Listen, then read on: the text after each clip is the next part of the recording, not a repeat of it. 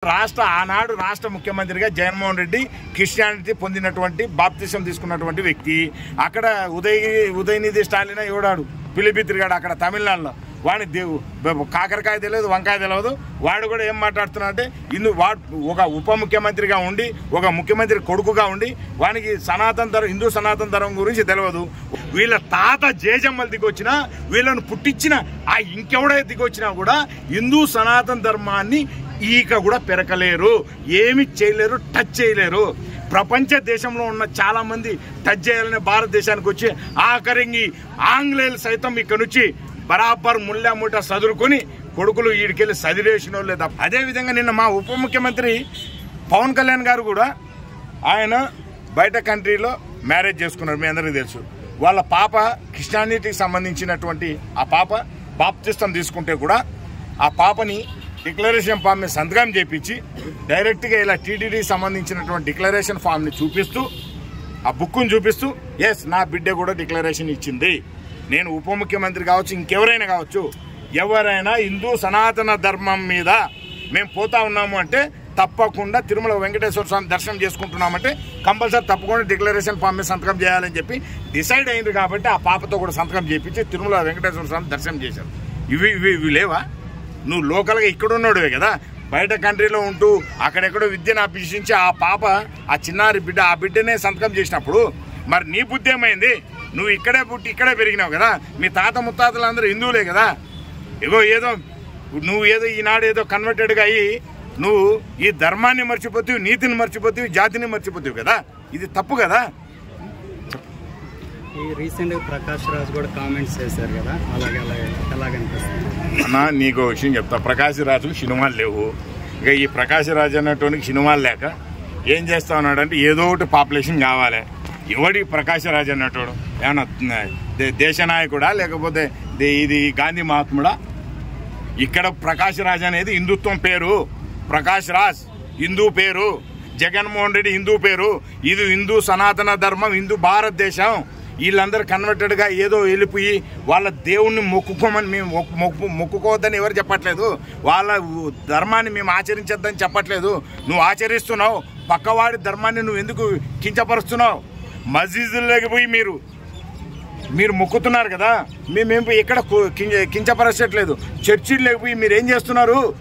మైకులలో బండరాళ్ళకు మొక్కుతున్నారు, ఇంకో దగ్గర మొక్కుతున్నారు, మీరు ఇది చేస్తున్నారు అది చేస్తున్నారు అని చెప్పి మా దేవుణ్ణి కించపరాల్సిన అవసరం ఏముంది?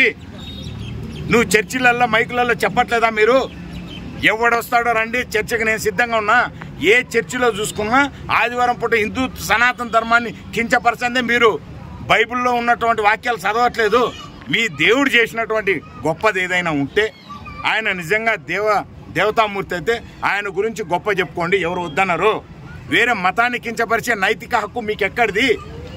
మీరు సనాతన హిందూ ధర్మం ఈ భారతదేశంలో పుట్టి ఏదేదో మాట్లాడుతుంటే హిందూ ధర్మంలో ఈ సనాతన ధర్మంలో ఈ భారతదేశంలో పుట్టిన మాకెట్లుండాలి? నువ్వు కన్వర్టెడ్ అయ్యి ఎవడో చెప్పిన మాటలు విని నువ్వే మారినేవు. మేము ఇక్కడ పుట్టి తరతరాలుగా ఆచరిస్తూ ఈ భూమి పుట్టిన దగ్గర నుంచి మేము కూడా ఈ సనాతన హిందూ ధర్మంలో ఉన్నటువంటి వాళ్ళం. మమ్మల్ని మీరు కించపరిచి మాట్లాడుతుంటే మాకు రోషం పౌరుషాలు ఉండవా? మరి మీరు నాశనం చేస్తున్నది, మీరు కించపరిచి మా దేవుళ్ళని మాట్లాడాల్సిన అవసరం ఏముంది? ఆ నైతిక విలువలు ఎక్కడున్నాయి మీకు? మీ దేవుని గురించి చెప్పుకోండి, మేము కాదన్నాం. మీరు ఎక్కడికి కొంచుకుంటారో మీ దేవుని కొంచుకోండి, నేను కాదన్నాను. మరి హిందూ సనాతన ధర్మం గురించి మీకేం హక్కు ఉంది? కించపరచాల్సిన అవసరం ఏముంటుంది? అంటే మీరు మతాలు కించపరుస్తూ రోజు ఆదివారం పూట మైకులు పెట్టుకుని మీరందరూ చెప్తున్నది ఏంటిది? ఈయన బట్టి ఆలోచించాలి. ఉదయనిధి స్టాలిన్ 1 year బ్యాక్ చేసిన కామెంట్స్కి ఇప్పుడు రిప్లై అంటే ఇప్పుడు మాట్లాడుతున్నాం. సౌత్ ఇండియన్లో హిందుత్వవాదాన్ని పెంచేయటం కోసమే బీజేపీ అనుకుని నడిపిస్తుంది అన్న. నేను ఒక విషయం చెప్తా. నా కడుపు ఆకలి ఉంటే నేనే ఆకలి ఉందని చెప్పుకుంటా. వాళ్ళెవరు వీళ్ళెవరో నీవు ఏం చేయలేక ఏం చేతగాక బీజేపీ అనుకుంటే నడిపిస్తుందంటే నేను ధర్మాన్ని హిందూ ధర్మాన్ని ఆచరిస్తా, వెంకటేశ్వర స్వామిని పూజిస్తా, శివుడు మా ఇంటి దేవుడు, ఇది నా హిందూ సనాతన ధర్మం నాకు ఇచ్చినటువంటి నేను నడుస్తున్నటువంటి ఈ విధి విధానం. ఎవరో చెప్తే నేను ఆచరిస్తాను, ఎవరో చెప్తేనే నేను ఆగిపోతాను అనేది తప్పు మాట. ఏమంటే ఇక్కడ ఆనాడు రాష్ట్ర ముఖ్యమంత్రిగా జగన్మోహన్ రెడ్డి క్రిస్టియానిటీ పొందినటువంటి బాప్తిసం తీసుకున్నటువంటి వ్యక్తి. అక్కడ ఉదయనిధి స్టాలిన్ ఎవడాడు పిలిపిత్రిగాడు అక్కడ తమిళనాడులో, వాడిని కాకరకాయ తెలియదు, వంకాయ తెలియదు. వాడు కూడా ఏం మాట్లాడుతున్నాడంటే వాడు ఒక ఉప ముఖ్యమంత్రిగా ఉండి, ఒక ముఖ్యమంత్రి కొడుకుగా ఉండి, వానికి హిందూ సనాతన ధర్మం గురించి తెలియదు. వాడు బంచిక్గాడు. ఇటువంటి సన్నాసి కొడుకులందరికీ లీడర్లుగా ఇచ్చి ఇక ఈ హిందూ సనాతన ధర్మాన్ని మేము దెబ్బ తీసుకుంటున్నాం, అందుకని ఇటువంటి కొడుకులందరికీ తీసుకపోయి ఈ బంగాళాఖాతం లాంటి దాంట్లో తొక్కి రాజకీయంగా సమాధి కడితే కానీ ఈ హిందూ సనాతన ధర్మాన్ని కాపాడుకునే పరిస్థితి ఉండదు.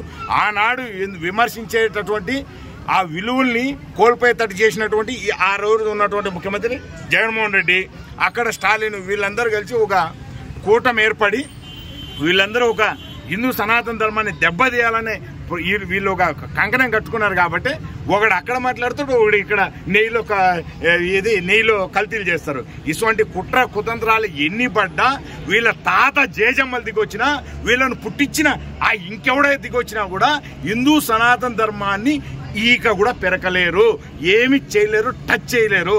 ప్రపంచ దేశంలో ఉన్న చాలా మంది టచ్ చేయాలనే భారతదేశానికి వచ్చి ఆఖరికి ఆంగ్లేయులు సైతం ఇక్కడ నుంచి బరాబర్ ముళ్ళ మూట చదువుకొని కొడుకులు ఈడికెళ్ళి చదివేసిన వాళ్ళే తప్ప ఎవడు ఇండియాను టచ్ చేసిన ఒకే ఒక భారతదేశం, ఇన్ని ప్రపంచ దేశాల్లోనే ఒక్క భారతదేశం టచ్ చేసిన మొండ కొడుకు ఇంకా పుట్టలే రాలేడు కూడా. ఇటువంటి పిలిపిత్రి కొడుకులు ఎంతసేపు గాలికి పోతారు, గుర్తుపెట్టుకోండి. తన రాజకీయ జీవితం మొత్తం మీద చాలా కామెంట్స్ చేశాడు. ఎవరు రాజకీయం జీవితం? పవన్ కళ్యాణ్ రాజకీయ జీవితం ఇంతకుముందు వినండి, ఇంతకుముందు చాలా చెప్పాడు. అంటే గొడ్డు మాంసం తినాలి, మా ఫాదరు ఇట్లాగా అంటే సిగరెట్ ఇచ్చారు. ఇప్పుడు అవన్నీ వైసీపీ మొత్తం ప్రమోట్ చేస్తారు. తనకే స్థిరత్వం లేకుండా ఇన్ని కామెంట్స్ ఎలా చేయగలుగుతాడు ప్రజా జీవితంలో? నేనేమంటున్నా, అవి మాట్లాడా అది మాట్లాడింది ఏదో వైసీపీ చేస్తా ఉందంటే వైసీపీ చేసే ఆరోపణలన్నీ నిజమని మీరు చెప్పడం మా శిశోక్తే. నేను చెప్తున్నా వినండి.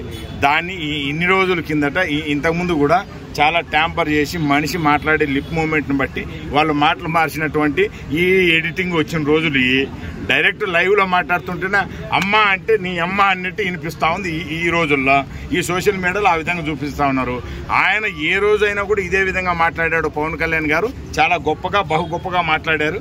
కానీ దాన్ని ఈ వైసీపీ లీడర్లు ఏంటంటే స్వార్థ రాజకీయాల కోసం, మత రాజకీయాల కోసం మతాల్ని కులాల్ని వాడుకుంటూ ఈ విధంగా ఇబ్బంది పెడతా ఉంది తప్ప ఈనాడు పవన్ కళ్యాణ్ గారు ఒక నీతి నిజాయితీగా ఉన్నాడు కాబట్టి నా జీతం కూడా నాకు అవసరం లేదు, నేను పరిపాలన చేస్తా, నా సొంత డబ్బులు నేను సినిమాలలో ఇంతకుముందు సంపాదించిన డబ్బు అయినా నాకు వచ్చే జీతమైన ప్రతి ఒక్కటి కూడా ప్రజలకు అంకితం చేస్తా, ఈ పదవి అనేది నేను సేవ కోసమే తప్ప నాకు పవర్ కోసం కాదు అని చెప్తా అన్నాడు. ఇదే ముక్క ఏనాడైనా ఈ జగన్మోహన్ రెడ్డి అనేటోడు ఇంకొకడో ఈ కుల వర్ణాలకు చెందిన వాళ్ళు ఎవడైనా ఈ అగ్రకుల వర్ణాలకు చెందిన అని చెప్పాడా ఎప్పుడన్నా?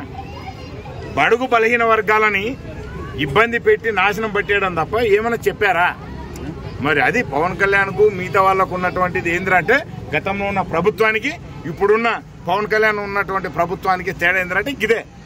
ఇప్పుడు పవన్ కళ్యాణ్ హిందుత్వవాదం తీసుకున్నాడు, ఎస్సీ ఎస్టీ మైనారిటీ ఓట్లు హిందుత్వవాదం తీసుకున్నారు. మీ క్వశ్చనే రాంగ్. అది ఆయన పుట్టిందే హిందుత్వవాదం తీసుకున్నారు. తప్పు మాట. ఒక విషయం చెప్తాను. ఆయన ఏమంటున్నాడు, నేను మసీదులు కట్టడానికి డబ్బిచ్చా, నేను ఈ ముస్లిం వాదాన్ని ఏదైతే ఉందో దానిని గౌరవిస్తా, ఎంతో మంది చర్చిల కోసం చందాలకు వస్తే నేను డబ్బులు ఇచ్చా చర్చిలు కట్టుకోమని, వాళ్ళ మతాన్ని నేను గౌరవిస్తా, నేను హిందూ ధర్మంగా హిందుత్వంగా ఈ భారతదేశ సనాతన ధర్మంలో పుట్టినటువంటి బిడ్డగా నా ధర్మాన్ని, నా సనాతన హిందూ ధర్మాన్ని ఆచరిస్తా, నేను రాజకీయం చేయట్లేదు, అందరూ నాకు అన్నదమ్ములు లాంటి వాళ్ళే, బిడ్డలు లాంటి వాళ్ళే, నేను ఆచరిస్తా హిందూ సనాతన ధర్మం నా ధర్మం, నేను ఆచరించి నాతో పాటు ఉన్న మతాలన్నింటినీ గౌరవించడం నా లక్ష్యం, నా సంకల్పం అంటున్నాడు ఆయన. కానీ వీడెవడో అల్లిగాడు పుల్లిగాడు లిల్లిగాడని వీడెవడో రాజకీయం చేస్తున్నాడు అంటే తప్పు మాట. అది తెలుసుకునాలి. అందుకని నేను చెప్పేది ఏంటంటే పిల్లిపిత్రికాలు 1,70,000 మాట్లాడుతూ ఉంటారు, నేను కూడా 1,70,000 మాట్లాడతా, నీతి నిజాయితీగా సబ్జెక్టు మాట్లాడితే వాడు విజన్ ఉన్న వ్యక్తి అంటారు. ఇప్పుడు పవన్ కళ్యాణ్ ఏదైతే పొలిటికల్గా యాక్షన్ తీసుకొని చేస్తున్నారో నారా లోకేష్కి రాజకీయంగా ఇబ్బంది అవుతుంది. నీకు ఒక విషయం చెప్తా అన్న, నారా లోకేష్ గారికి రాజకీయంగా ఇబ్బంది అవుతుందని అవన్నీ తప్పు మాట. ఆనాడు నారా చంద్రబాబు నాయుడు గారు జైలు జీవితం అనుభవించినప్పుడు, జైల్లో ఆయన అనవసరంగా ఆయన అరెస్ట్ చేసినప్పుడు, అంత పెద్ద మనిషిని, అంత ఉన్నతమైన విలువలు ఉన్నటువంటి గొప్ప వ్యక్తిని మీరు అరెస్ట్ చేసిరు కదా. మరి విలువలు విధేయత లేకుండా పెద్ద మనిషిని మీరు అరెస్ట్ చేసినారు. ఆ మనిషికి అండదండలా ఒక బిడ్డలా నేను నిలబడతా అని చెప్పి గట్టిగా ఆయన నిలబడ్డాడు. కాబట్టి ఆయన నిలబడి అందరూ కలిసి కట్టుగా పనిచేసారు. కాబట్టి ఇవాళ కూటమి ప్రభుత్వం అధికారంలోకి వచ్చింది.